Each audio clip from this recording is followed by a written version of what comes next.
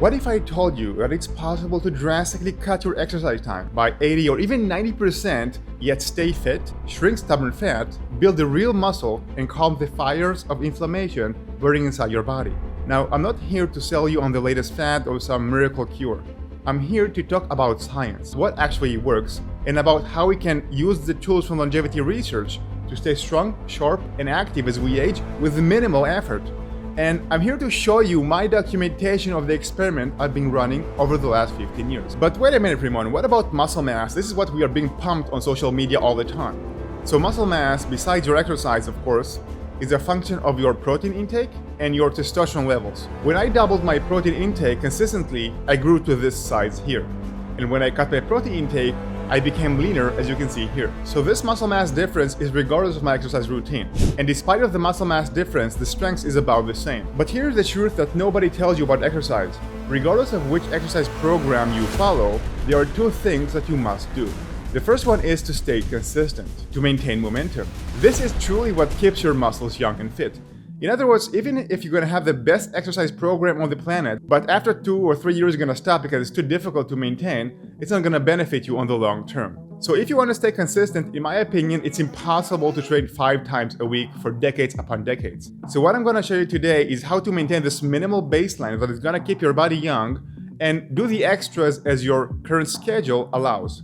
I'll show you exactly how I do that today. And the second thing that you must do is you need to target a specific mechanism that keeps you healthy and young. This mechanism recycles garbage from your muscles. And to show you a further proof it does work, you can see here the aging test that's showing that my muscles are basically the youngest tissue in my body, a decade younger than my real age. So definitely this minimal exercise program works to keep your body young and your muscles young. And today we are going to break down how exactly it works. And I'm going to guide you through the specifics of my routine, including which types of exercise I do, my set structure to activate autophagy, a trick I'm doing before vacations, challenges I discovered in this routine and how you can overcome them, and 2 simple frameworks that puts every exercise you do in the right place. But first, we need to change your mindset about exercise. So let's start with that. Mindset shift number 1. Preservation is more important than building muscle mass. If you mainly focus on building muscle mass, you are in a problem. In the world of wellness, building muscle mass and fitness, they got mingled all together. But for keeping your muscles young, you must separate them, these 2 aspects, because metabolically, they are completely different. If you want to keep your bodies young and your muscles young, you need to focus on activating autophagy and not causing unnecessary muscle damage. But if you want to build muscle mass, it requires you to activate completely different metabolic response, such as an increase in IGF-1 and testosterone. You want to activate satellite cells and cause sufficient muscle damage that induces growth. When I want to add muscles, I have a different program completely. The one I use to add 8 pounds of muscles in just 4 weeks. Mindset shift number 2. The benefits are coming after exercise. If you do not get this, you will struggle with excess fat, weight loss, and won't be able to keep your performance over time. What is exercise? Exercise is a form of physical stress that you apply to your body, and more accurately to a specific organ. It could be the heart, the lung, or the targeted muscles. And this stress induces a response after the exercise. Yet many people make the mistake of believing that most of the benefits of exercise are coming from the exercise itself. They do not. Most people exercise for calories, which you burn during the exercise. But even more so, forget about weight loss and calories. Yes, I want you to forget about the primary reason most people exercise. You may lose weight, you may gain weight. It's not the main benefit anyway. The goal of exercise is to stress the muscles, the heart, the lungs, to achieve a response after the exercise. Enough stress that your body will get to work when you rest. In the context of exercise, stress is basically a threat to future capacity. If you lift a 20-pound dumbbell 10 times and your arm muscles struggle to do those last repetitions, but you still manage to do it, it tells your body, we better make this area strong for the next time, and it can be worse. It could be more weight.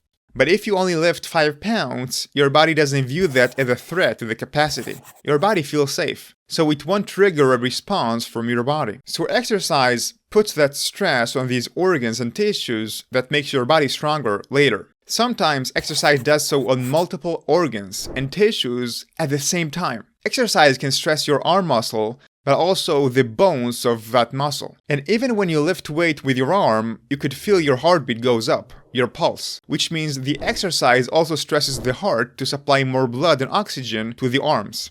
And after the exercise is over, when you rest, your body goes to those affected bones. It makes them stronger. It makes your muscles stronger. It increases the capacity and size of your lungs. And it creates new neurons in your brain. Your body goes to the heart and makes it stronger and more resistant to stress. So you don't get a heart attack because of the chronic stress coming from your work. Do I say that there are no benefits during the exercise? Sure there are. You reduce stress. You also move the sewage system, called the lymph. So when you exercise, it makes sure that no junk and garbage gets stuck in your body. Another benefit during exercise is exercise improves blood flow. Mindset shift number 3. Separate the building of conditioning versus maintaining it. If you do not exercise at all right now, it usually takes a minimum of 6 weeks to get back into good shape. Think about which muscles and areas you value the most. Use the professional guidance and get them fit. I suggest using a trainer to create a program for you for 6 weeks just to get into shape, knowing that later you could use my once every 2 weeks strategy. And during those times, sleep and eat very well because your body needs your help to adapt. How and why it works. This paper from 2022 combined data on human doing resistance exercise, also known as weight training. I'm quoting. In particular, the largest mortality risk reduction, 33%, was observed at 60 minutes of resistance training per week. And greater volumes than 60 minutes per week were associated with smaller or no mortality risk reductions. As you can see in the graph, longevity is maximized around the hour-a-week mark, 60 minutes. More exercise time begins to lose the previously gained longevity benefits, so much so that at 2.5 hours of weekly resistance training mark, you lose all the longevity benefits. And when you go up even further, the risk of death increases. What does it mean? On average, because there is a genetic variation here, you achieve the longevity response that you want within 60 minutes of intense resistance training per week. So in 1 hour a week of resistance training, you can cover half of your full routine, around 6 exercises, while maximizing your longevity benefits. Any further effort isn't just unnecessary, it's actually detrimental. So this allowed me to go to the gym once a week, covering half of my body. Can you see how it can fit your schedule? This is just my body, find what works for you. Always assume your body is extremely efficient, and muscles are very expensive for the body to maintain. So your muscles are always on the target of your body to break down. If you build large muscles, your body will look for that moment to tear the muscles apart. If you do low-intensity activities, that's not enough either. But when you stimulate the area intensely, put stress, once every 2 weeks, you tell your body, don't touch this, we need this. So your body needs convincing, and the stress you put on your body tells your body that there is a threat. As a result of that threat, it goes to the DNA, and your body uses all the intelligence it has to keep those muscles strong. On top of that, it gives you a healthy body. So our bodies do not lose conditioning or fitness if we stimulate the specific muscle every 2 weeks. The stimulation has to be specific for each area of the body that you want to preserve. And you can do all those trainings in just one session, or you can divide those trainings throughout the 2 weeks period. You achieved all the goals that we talked about. Now let's go to the specifics of my routine, and then I will help you to simplify your entire exercise routine so you can see if there is a place for my system in yours. The type of exercise. The only way to apply this stress on those different areas has to do through resistance training. Resistance training uses weight or speed, as in running or cycling, to apply more stress on the muscles and the tissues more than everyday activity that you do. So you use weights and speed to apply this stress, this threat to capacity on your body. However, the workout also has to be done in a good form after you build your basic conditioning. Our body's always trying to put some weight on the joints to reduce the stress from the muscles. And you want to avoid that, so you have to exercise in a good form that puts stress on the muscles and not the joints. And again, it has to be for each muscle or area that you want to keep. And luckily, we don't have much. We have upper arms, back arms, the triceps, chest, shoulders, belly, back, legs, heart, and lungs. And you can do activities that work in stress on multiple of these simultaneously. For example, you can do a stationary bicycle. It will work both on your heart and legs. You can also run in an accelerating pace or even sprint, and it will stress your legs, your heart, and your lungs.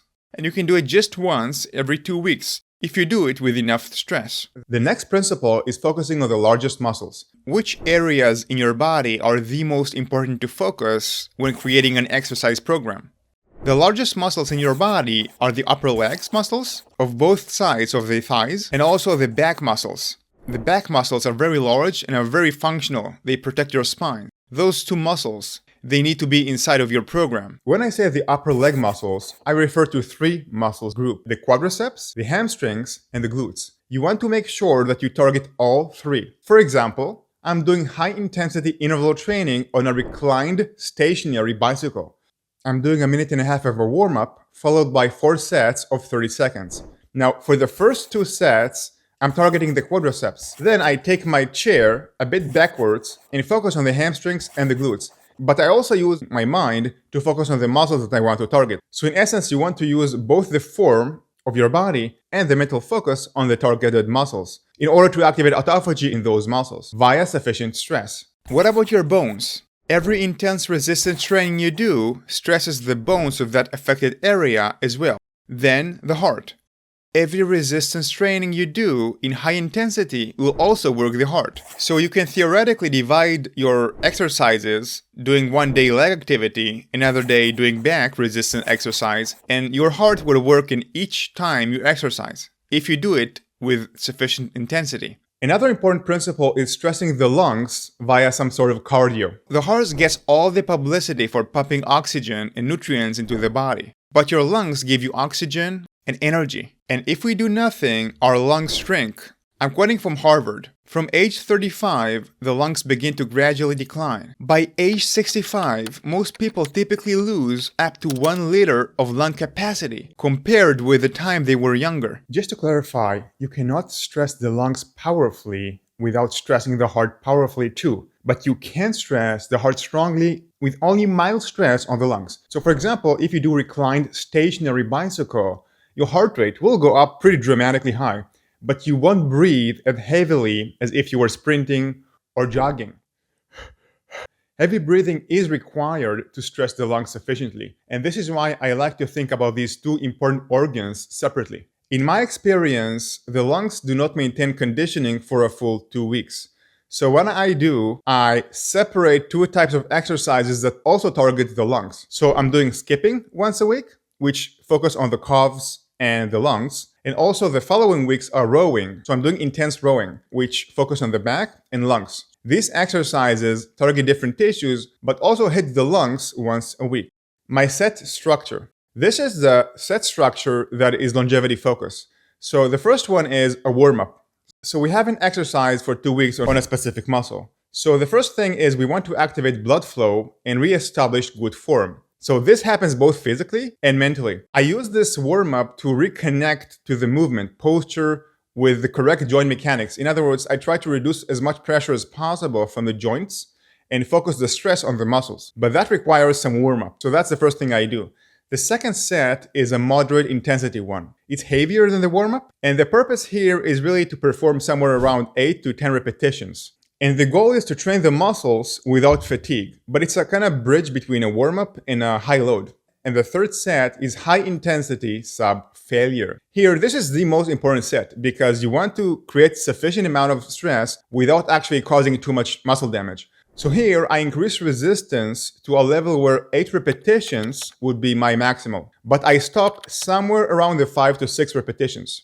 This avoids muscular failure, which causes unnecessary damage when longevity is the goal. Going to failure is useful for muscle growth, but for longevity, it's often counterproductive, especially if you're not on a high protein recovery diet. So reaching a failure when you want to activate autophagy only may actually accelerate muscle loss over time. Regarding my set structure, there are exceptions. For skipping and the recliner bicycle, I push intensity to the maximum in every set. And I actually avoid failure by limiting how many sets that I can do, because I probably can do 6 or 7 sets, but I only do 4. And this intensity here is very important to target the cardiovascular system and also the fast twitch fibers, which are very important if you want to keep your muscles young. Fast twitch muscle fibers are the type of muscle fibers that react very quickly. They generate a lot of power, they burn a lot of glucose, carbs, and they tire out fast. We are using them for short bursts of strength or speed, like sprinting, jumping, or lifting heavy weights. And they're not really built for endurance, but they give us a lot of youth, strength, speed, and they also accumulate and burn excess sugar and carbs very fast. So if you eat some dessert that will accelerate your aging rate, they could get rid of it very quickly. But they also age very fast, so we need to protect them. Now, as I promised, let me give you 2 models to simplify your entire exercise routine. Model number 1 is separate between intense to moderate exercise. My entire exercise routine is revolved around very intense exercise infrequently.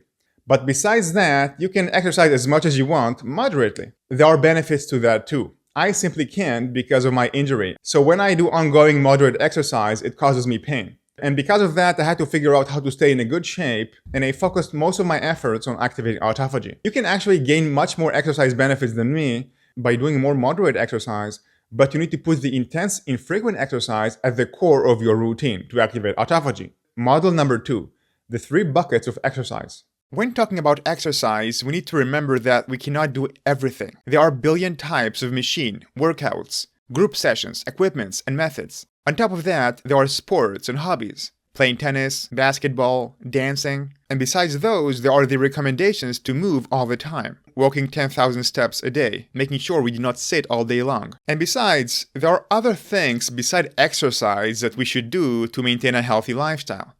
So I want to simplify for you the entire world of exercise and put them in 3 buckets. Bucket number 1 is fitness training. It can be gym, group sessions, yoga, home video programs, home equipment. That's essentially what I do with my resistance exercise once every 2 weeks. And this bucket essentially trains your body into a good shape to build muscles or then to keep it once you build it. Bucket number 2, I call it the hobbies, the sports. Tennis, basketball, dancing. And in the hobbies, you use the muscles and the fitness that you have built in bucket 1. So you can enjoy those activities without getting injured. All these hobbies and sports that require basic conditionings that you build in bucket 1. So you avoid getting injured and you can also enjoy the activities. It's not really fun to do those if you're unfit. And I had many clients and they got so excited about the results they had, so they got inspired and without my recommendation went ahead and they started playing basketball, tennis, and they got injured. So you need bucket 1 to allow you to enjoy bucket 2. And then comes bucket 3, which is constant movement. This is where the 10,000 steps a day idea comes. This is where the idea of not sitting all day long fits in. This is where standing desks comes. If your muscles are not fit, you will struggle to get thousands of steps a day. It's just not comfortable. But if you keep your muscles in excellent condition, and you do this in bucket 1, you want to move. It will be hard to stop you. So there is value in all those 3 buckets of exercises. But I believe that you should focus on conditioning, on fitness first, which leads naturally to all of them. Now, these are challenges of exercising once every 2 weeks. The biggest challenge in exercising once every 2 weeks is remembering how to do the exercise correctly. Because 2 weeks is a long time. I always need reminders about how to do the exercise, the workout correctly. What happens if I went over 2 weeks without exercise? I tried this multiple times and each time I began to lose muscles. So over 2 weeks without exercise doesn't work. This is supported by studies showing that muscle atrophy begins about after 2 weeks of insufficient stimulation in well-conditioned people. Of course, some evidence does suggest that changes can start earlier.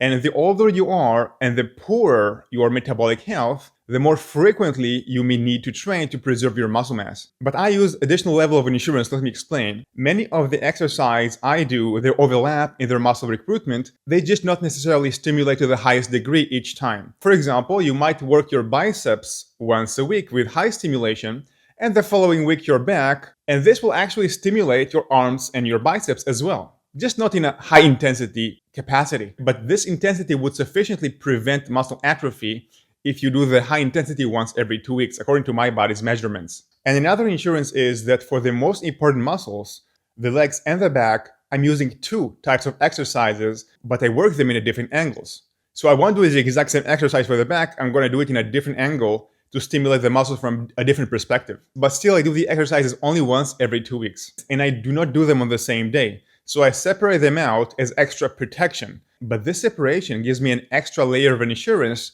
to protect my muscle from becoming atrophied. Does it make sense? Another practical aspect is when I go on vacation. If I'm not sure I'm going to have a gym or a place to exercise, I simply do all of those exercises near the vacation time. So I would have a week or 2 weeks that allows me to not be committed to any exercise until I return. Now, if I exercise once every 2 weeks, how exactly do I track which exercise do I do when? And how do I keep the list of exercises organized? Personally, I have about 12 exercises for different body parts that are written on a piece of paper with a list next to the date. Believe me, I do not remember when I did the last back or arms exercise. Of course, I have the freedom if I want to work out on a certain area before even 14 days have passed, and it will reset the 14-day clock. And this is a quick list of my current exercise routine if you want to copy quickly. In the date mark on the right, you can see that I only exercise once every 2 weeks per muscle group. I have created a full PDF with a list of my entire routine with explanations of every exercise and how to perform each properly. If you want my full exercise page in PDF form with all the exercises I'm doing, you can go to rimon.vip. If you carry just one thing from this video, let it be this. The most valuable things in our lives are the things that we need to keep, to preserve. Preserving our relationships is more important than finding new ones. Protecting our children, preserving them. And yes, our brains, our muscles, our bodies, our health, we have them now and we need to preserve them. Therefore, focus on preservation first. In 10 years from now, people will wonder how strong, fast, and fit you are for your age. You will live much longer. And it wouldn't kill you to subscribe either. Or would it?